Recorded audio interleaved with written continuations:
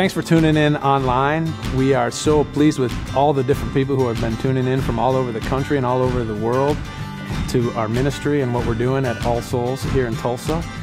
If you have a chance to send me an email or connect with me in some way, let me know what you're finding, why you tune in, and what you're getting out of it. I would love to hear from you. I'm always pleased when I get messages from different people who tell me all kinds of things about the impact of All Souls Tulsa's ministry on them and their lives and their families. And if you get a chance to make a gift to support this ministry, to become a partner, we would love to partner with you and have you be a friend of the church and somebody who is actually supporting us to create this congregation and the world that we're trying to create together. You can be a part of it, and every gift of every amount makes a difference. We really appreciate your support.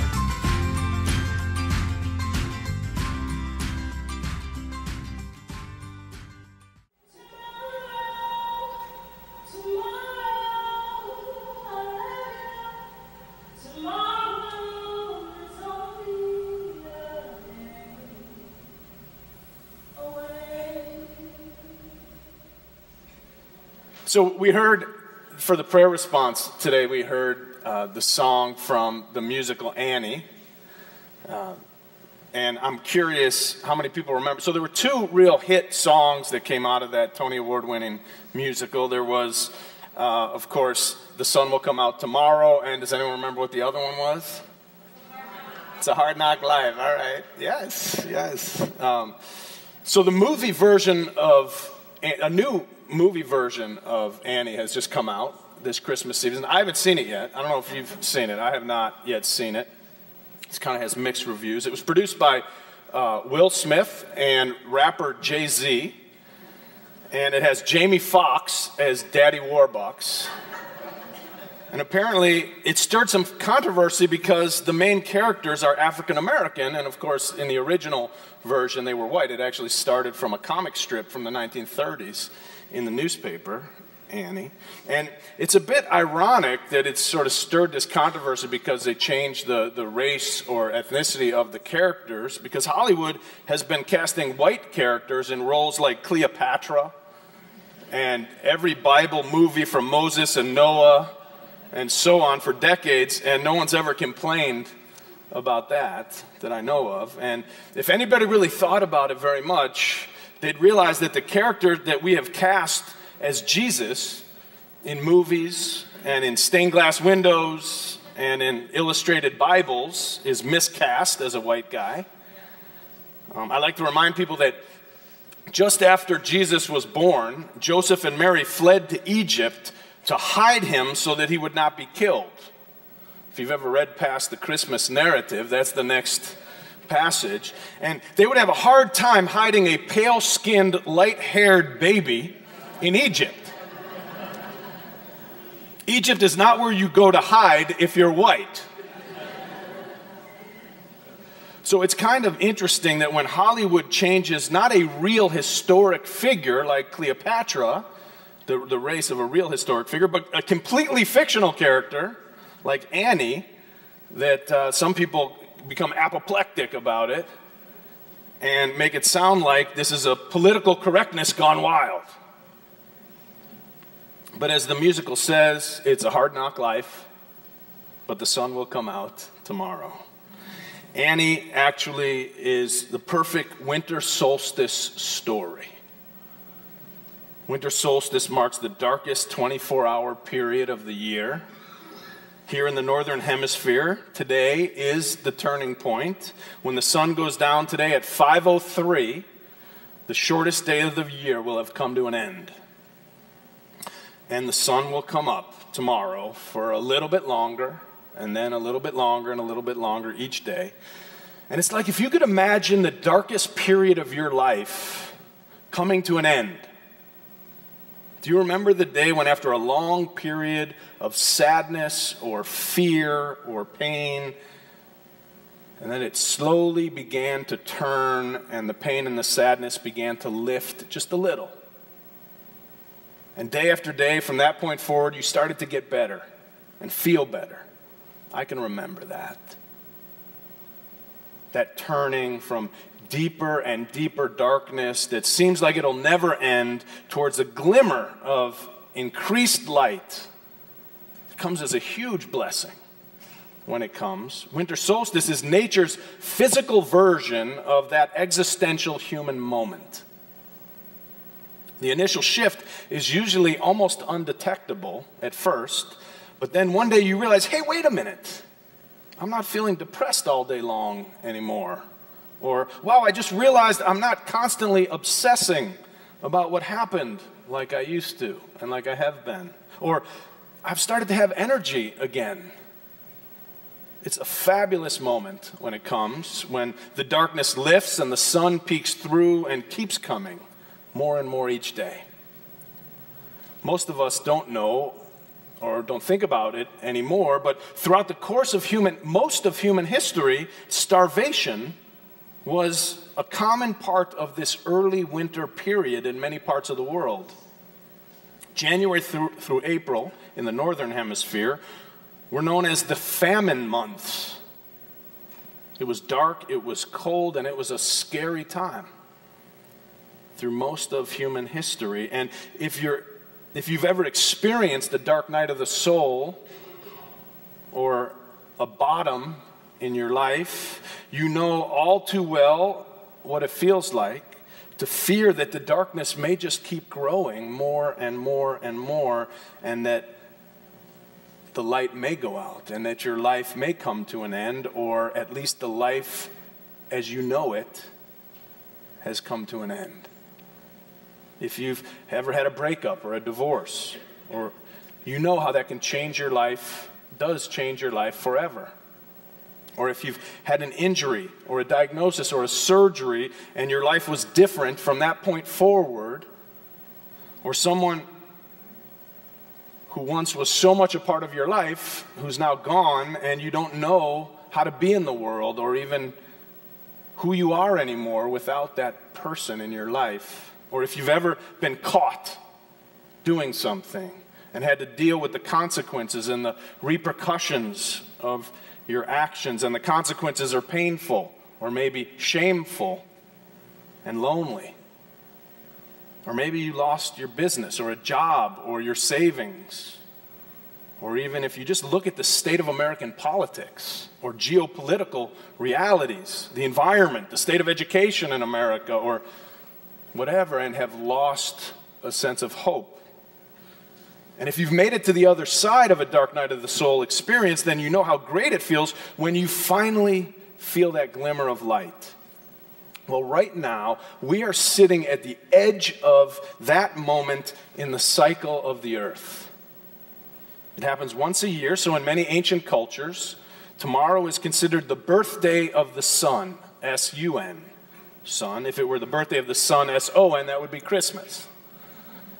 Now, of course, nobody has any earthly idea when Jesus was actually born, but it's easy to see why his birthday has been placed and celebrated at this time of the year, because most ancient cultures already celebrated the birth of the sun, or the sun god, at winter solstice. And so it's a perfect time to celebrate the birth of light into the world, or the birth of hope into the world, because it aligns with the seasons and the cycles of the earth. Now, with that in mind, I want to take this opportunity to share with you one of the reasons that I became a Unitarian Universalist minister. Because as you know, this tradition is part of the long lineage of Christianity. We're considered part of the radical reformation of Christianity back in Europe in the 16th century. Now, it's not that radical, since the Baptists are also part of the radical wing of the Reformation, our cousins. But however, as our tradition has developed, especially here in the United States, there's an openness and a hunger even to learn from other traditions, for both religious traditions and intellectual traditions and artistic traditions. So as a minister of this church, I'm encouraged and even expected to draw from a wide range of religious and philosophical and scientific fields of knowledge and wisdom. And I love that. And so winter solstice is an opportunity to talk about how we can fashion a life path that is rooted in nature and in the cycles and the seasons. Now, how can we, as modern people living in a highly industrialized and computerized and technological society, maintain our connection to the rhythms of nature of which we are a part. Because if we let ourselves become too separated and isolated from the natural flow of the universe, we become cut off from our own human nature. And it's easy to do these days. It's easy to lose touch with nature and thus the essence of our existence. But nature can be a wonderful source of inspiration if we tune in to the seasons and the cycles and as examples and inspirations for the patterns of our own lives, and as bearers of wisdom, ancient wisdom. Now, while a Christian might look to the Bible for inspiration, or would look to the Bible for inspiration, and a Jew to the Torah, and a Hindu to the Bhagavad Gita, a naturalist or a humanist will often look to nature. So let's take a look at winter solstice as an example. There are times in our lives when hope seems to continually be fading, and darkness and fear continue to grow. Anyone who has lived through a tragedy or a major crisis, a death, or the death of a relationship or a diagnosis, or hit bottom as an alcoholic, or has found themselves in unimaginably deep debt, knows what it feels like to be that far down in a valley that we can't even imagine finding our way out. But nature reminds us that life does not happen linearly, it happens in cycles. Nature reminds us there is no such thing as a permanent descent. That if we can hang on, the cycle will eventually come back around. So even when it seems like the light of hope is fading for good, nature reminds us that no matter what we're experiencing, this too shall pass.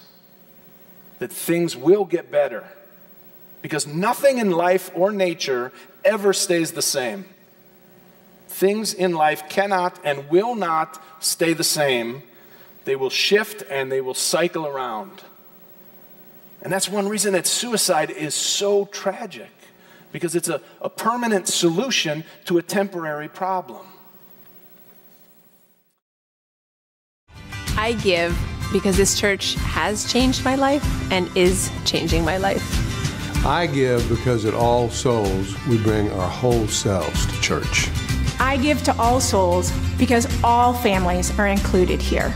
I give at All Souls because we give our money, our offerings away every single week to local causes.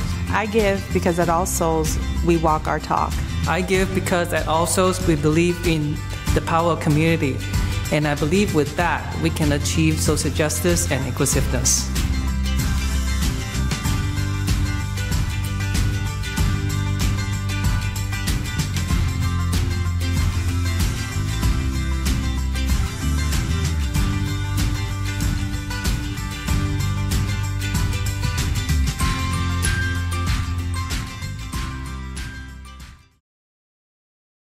Things in life cannot and will not stay the same.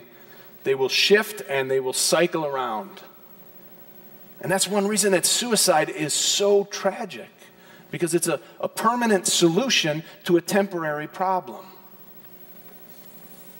The situation will change. The problem will shift in time, but death robs us of the possibility.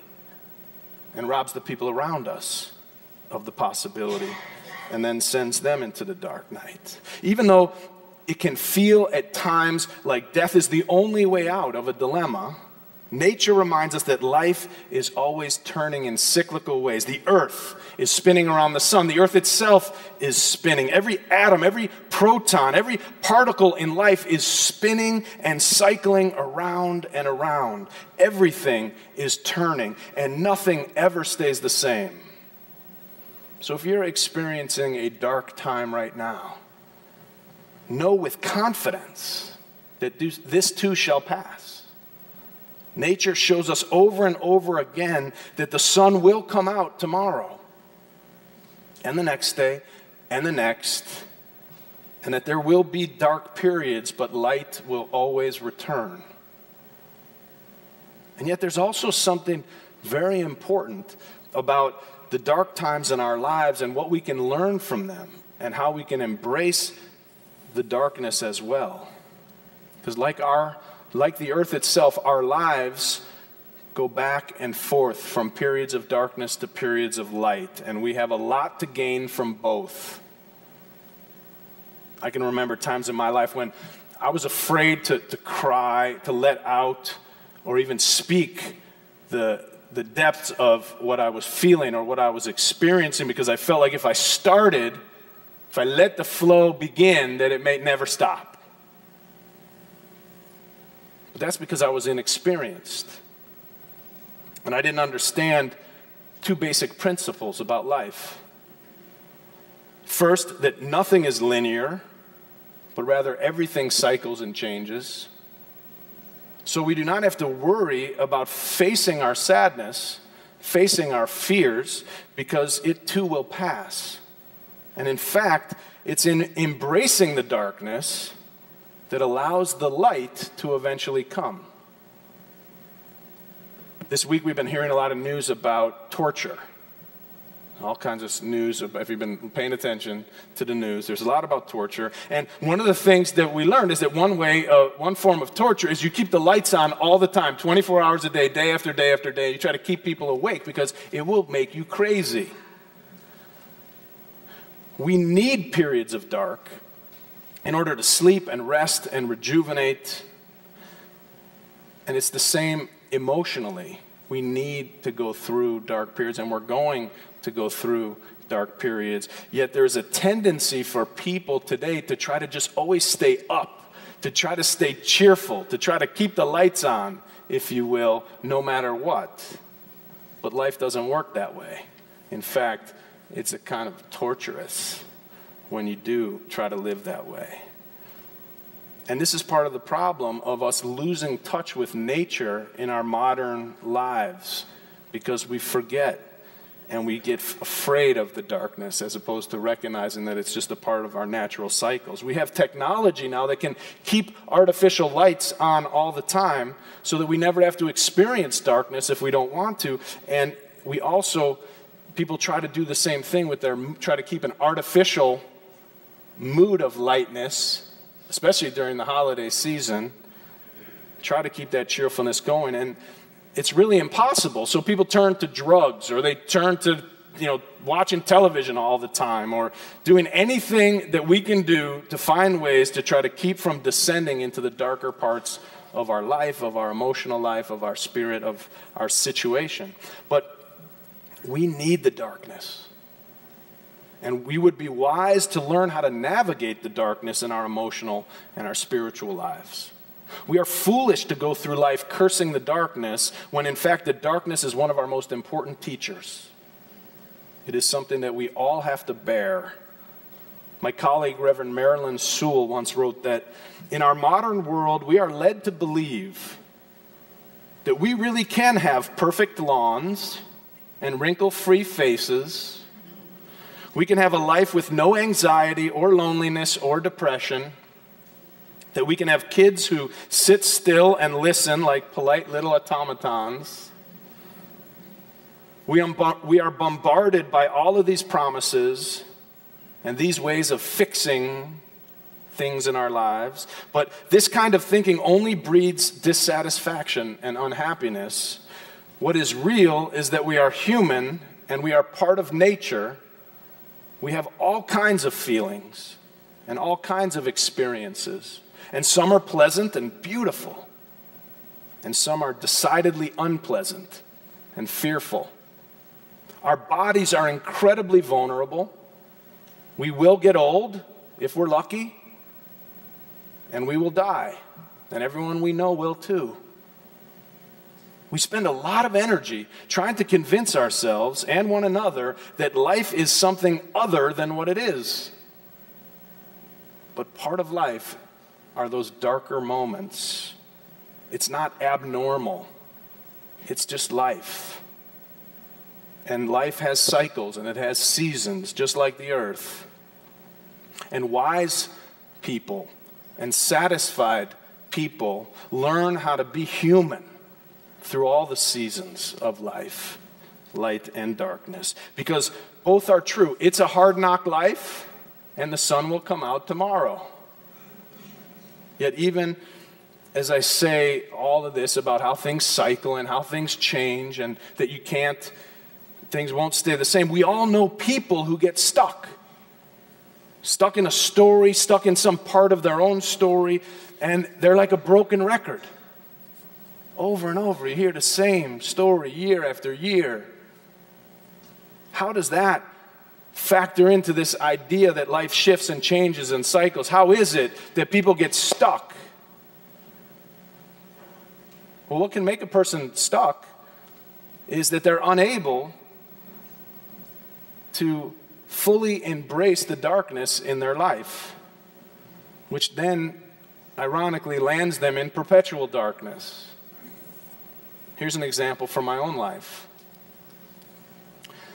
Now, I'm not sure if I've ever shared this. I've shared this story so many times in small groups and different sessions with individuals. I don't know if I've ever shared from the pulpit, but after my daughter had died, I went through an intense time of waking up in the middle of the night, and when it was, of course, very dark, and I was very alone because everyone else was asleep, and of course, that's the time when our defenses are, we don't have all of our defenses right there. It's just us alone in the dark. And I would come awake with this sensation that I was falling into this bottomless hole.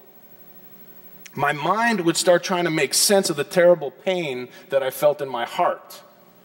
Here it is. Grief is all about the mind, trying to make sense of the inconceivable things that are happening in our hearts and in our emotions. And that would cause me then to start thinking all kinds of things that I didn't want to be thinking about. I was a mess emotionally at the time, and so I would be thinking, how could I be a good father anymore? How could I be a good husband to my wife, who was also in incredible and inconsolable pain, and there was nothing I could do about it? How could I be a minister anymore? And the bottom started feeling like it's falling out of my life and my identity and everything I knew about who I was and what my life was about. I felt helpless and hopeless. And so I did everything I could to stop those feelings and to stop those thoughts in the middle of the night. Now, at this time, I was seeing a counselor, and I was explaining to him how I woke up, and I would feel this sense of like I'm going to fall into this hole and I'm not going to be able to get out. And I said, it feels like, he said, well, what will happen what do you feel like will happen? I said, I feel like I'm going to go crazy. Like if I let myself go, I might lose my mind. I might start to actually, these thoughts will solidify and become my reality. And this was going on for weeks. And the counselor finally said to me, hey, here's what I want you to do. I want you to just let go. Let yourself fall. Let yourself go. Don't try to stop it, and don't try to resist. Now, granted, he also said that I could call him at 3 o'clock in the morning if I needed to, if I was freaking out and I couldn't figure out what to do. And so one night I finally decided that it was more painful to keep waking up and having these feelings than it would be to just take my luck at letting myself go and fall into this. And so I let go, and I stopped resisting, and there was this period of free fall in which I was flooded with all these thoughts and emotions and a sense of deep despair. But instead of continuing the descent downward, there was a turning point. Eventually, once I let myself complete those thoughts that I've been stopping, not allowing myself to think, then, that I couldn't be a good father, that I could never be a good minister, all those things, they didn't stick. That all of a sudden, as I thought them through, all of a sudden there was then room for some new thoughts and new possibilities to come in. I go, well, I don't know if that's really the case. I mean, I've got this and I've got that. And so all of a sudden there was room for something new, as I allowed myself to let those feelings come to conclusion, because otherwise I was just stuck where I was in that conversation and that dialogue with myself. Once I rode them out, it opened my heart and it opened my mind to new possibilities. And my point is that life all life happens in cycles. It's the way of nature, and we are part of nature. And like the earth, our life goes back and forth through periods of light and periods of darkness, and it's a mistake to only embrace the light, because a lot of growth happens in the darkness. And yet it's a lot easier to embrace the darkness when you have confidence that there will always be that turning back toward the light.